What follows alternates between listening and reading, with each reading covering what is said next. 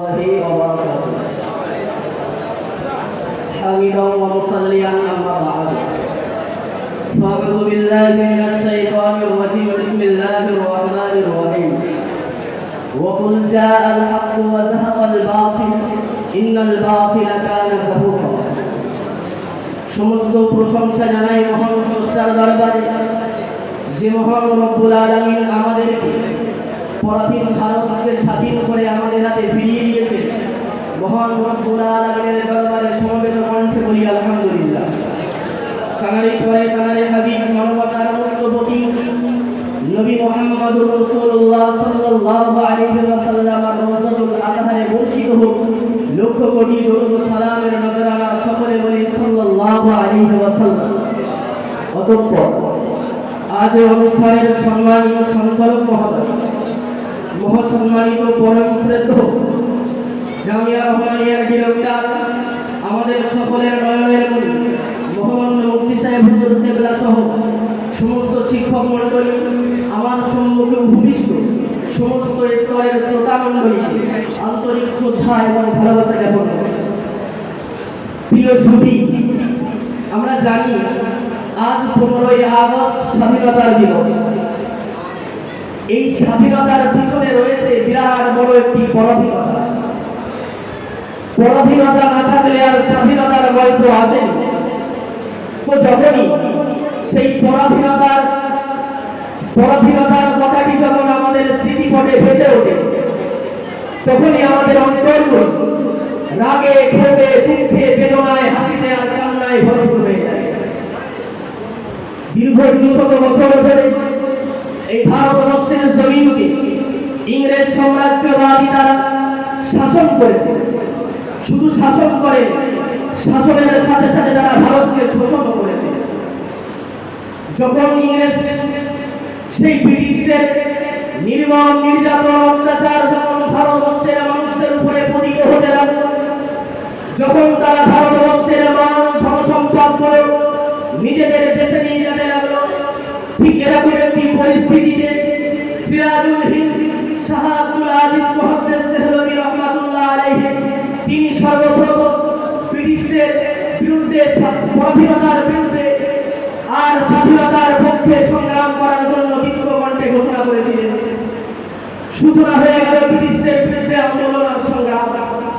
ঠিক 1757 খ্রিস্টাব্দে হাজী ইমদাদুল্লাহ মাহাজনী মক্কি রহমাতুল্লাহ আলাইহির নেতৃত্বে মাওলানা কাসেম নানুতুবি, মাওলানা রশিদ আহমদ গঙ্গোহী, মাওলানা মাহমুদ হাসান দেওবন্দি প্রমুখ উলামা তারা ব্রিটিশদের বিরুদ্ধে সংগ্রাম চালিয়েছিলেন।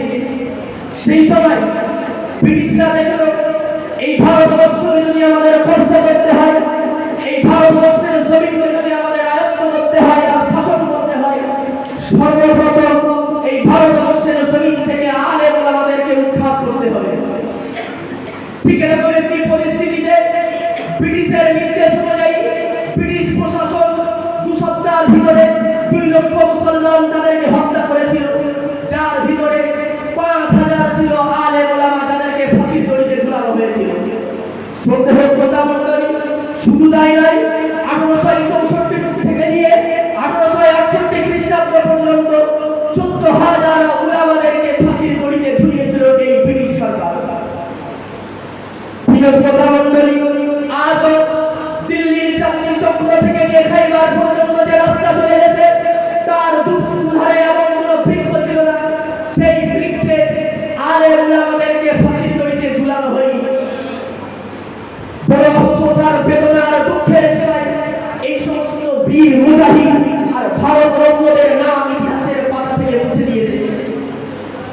আমরা জানি ফজলে হক খায়রাবাদী রহমাতুল্লাহ আলাইহির মতন মানুষ, তিনি যখন ব্রিটিশের বিরুদ্ধে আন্দোলন করেছিলেন, এলাহাবাদ হাইকোর্টে ফজলে হক খায়রাবাদীকে বলা হলো। এলাহাবাদ কোর্টের জাস্টিস ফজলে হক খায়রাবাদীর কানে কানে বলল, ফজলে হক একবার কাঠগড়ায় দাঁড়িয়ে বলবে, ব্রিটিশ কোনো লোককে মারার আমি পরিকল্পনা করিনি আর আগামীতে আমি মারতেও চাই না। ফজলে হক খায়রাবাদী বলেছিল, বললে কি হবে? জাস্টিস বলেছিল, যদি তুমি এই কথা বলতে পারো আমি তোমাকে মুক্ত করার ব্যবস্থা করে দেবো। যথারীতি জাস্টিস তার চেয়ারে ফজলে হক খায়রাবাদী রহমাতুল্লাহ আলাইহি কাঠগড়ায় দাঁড়িয়ে বলেছিলেন,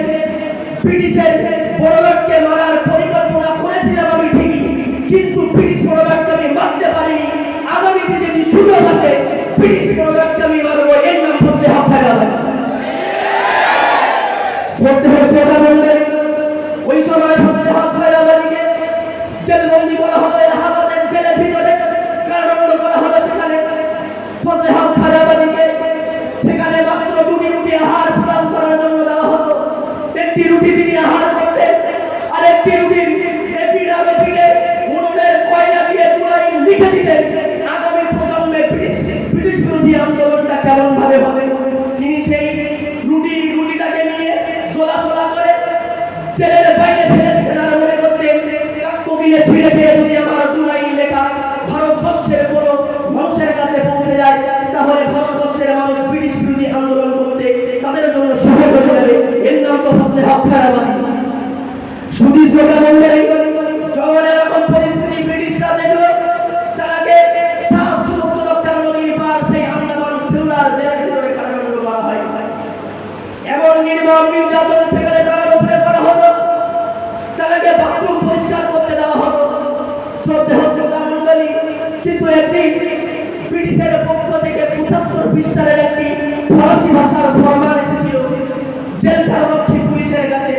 জেল কারারক্ষী পুলিশ বসে ফরাসি ভাষা জানেন না, অত্যন্ত চিন্তার ভিতরে কিভাবে এটাকে ট্রান্সলেট করে সে বুঝবে।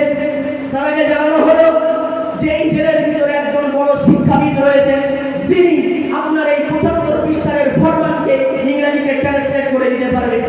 যথারীতি ফজলে হক খায়রাবাদীর কাছে যাওয়া হলো। ফজলে হক খায়রাবাদীর কাছে গিয়ে দেখলে ফজলে হক খায়রাবাদীর একাতে বল দিয়ে একাতে ঝাড়ু তাকে দেখে ওই জেল কারারক্ষী পুলিশ বলল, ও সুইপার ঝাড়ুদার বাথরুম পরিষ্কার করার কাজ করে, এ কিভাবে পারবে আমার এই ট্রান্সলেট করে দিতে। তাকে জানানো হলো এই পারবে আপনার ফরাসি ভাষার ওটাকে ট্রান্সলেট করে দিতে।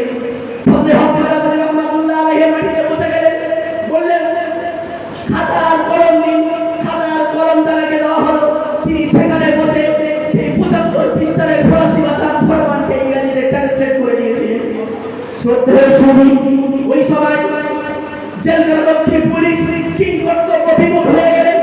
এমন বড় একজন শিক্ষাবিদ আর ধর্মগুরু আর জেলের ভিতরে রয়েছে, আর কিরা অত্যাচার তার উপরে চলছে। তাকে বলা হলো, ফজলে হক, আজ থেকে আমি যে খাবার খাবো আমার অর্ধেকটা তুমি খাবে, আর অর্ধেক খাবারটা আমি খাবো। একটা কাগজ আর কলম তুলে দেওয়া হলো তার হাতে, আর বলা হলো দুলাই লিখে দিন যে আগামীতে আর কখনো ব্রিটিশ বিরোধী আন্দোলন আপনি করবেন না। ইতি ফজলে হক খায়রাবাদী। আগুনের মধ্যে ফুলন্ত হয়ে তৃপ্ত করতে ঘোষণা করেছিলেন ফজলে হক খায়রাবাদী ওই সময়, আর যদি মুতলেখা দিকে দিয়ে ব্রিটিশ পররাষ্ট্রকে আমি পাঠিয়ে দিই, এই ভারতবর্ষের 120 কোটি মানুষের সাথে বিশ্বাসঘাতকতা করা হবে। আমি ফজলে হক খায়রাবাদী আমার গায়ে এক ফোঁটা রক্ত থাকতে ভারতবর্ষের 120 কোটি মানুষের সাথে বিশ্বাসঘাতকতা করতে পারি না, পারি না, পারি না।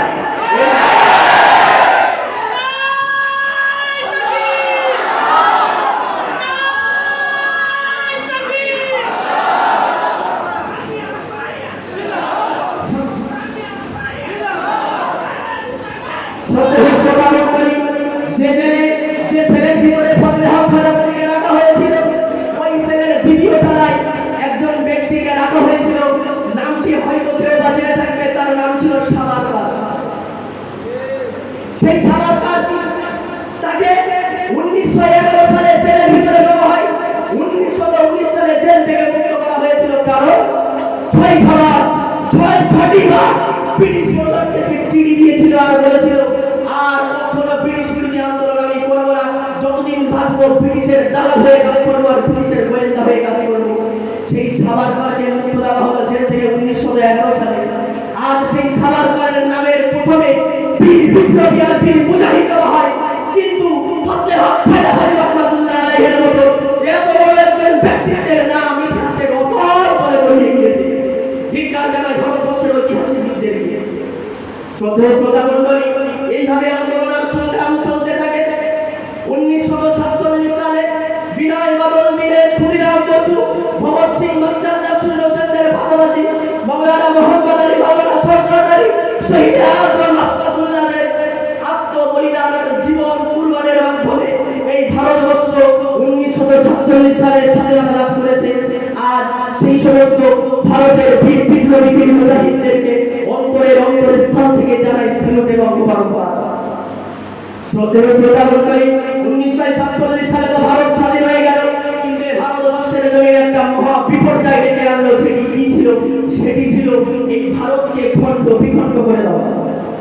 শ্যামাপ্রসাদ মুখার্জির মতো মানুষ, নাথুরাম গোডসের মতো মানুষ, যারা ব্রিটিশদের ষড়যন্ত্রের শিকার হয়েছিলেন, আর সেই ষড়যন্ত্রের শিকার হয়ে মোহাম্মদ আলী জিন্নাহ সে মতো সিগনেচার করে দিয়ে বলেছিলেন, লাখে লাখে পাকিস্তান গায়ে ভঙ্গে আলকোরআন কি বাংলার চিরতরে ভারত থেকে পাকিস্তানকে আলাদা করে দেওয়া।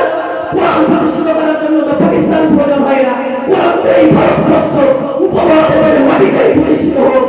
আর যদি এই ভারতকে খণ্ড বিখণ্ড করা হতো, তাহলে মুসলমান সংখ্যালঘু এই ভারতের জমিনে থাকতো না, সংখ্যাগরিষ্ঠ হয়ে মাথা উঁচু করে দাঁড়িয়ে থাকতো। কথা বলে ঠিক কিনা?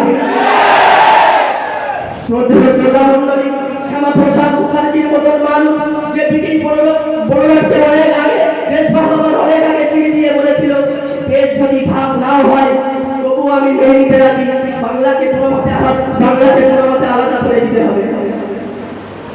এবং একটা হবে বাংলা চাইনি, যে একটা হবে বাংলাদেশ আর একটা হবে পশ্চিম বাংলা। আমরা চেয়েছিলাম একই সাথে থাকতে, নানা জাতি নানা মত নানা পরিধান, বিবিধের মাঝে থাকবো মিলন মহৎ।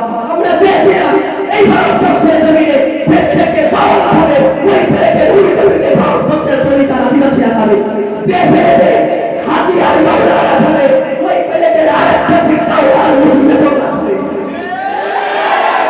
আজ তাদের হাতে তুলে দিয়েছি ভারতবর্ষের চালিকা শক্তি, আমরা কোন শক্তি হাতে তুলে দিয়েছি ভারতবর্ষের চালিকা শক্তি।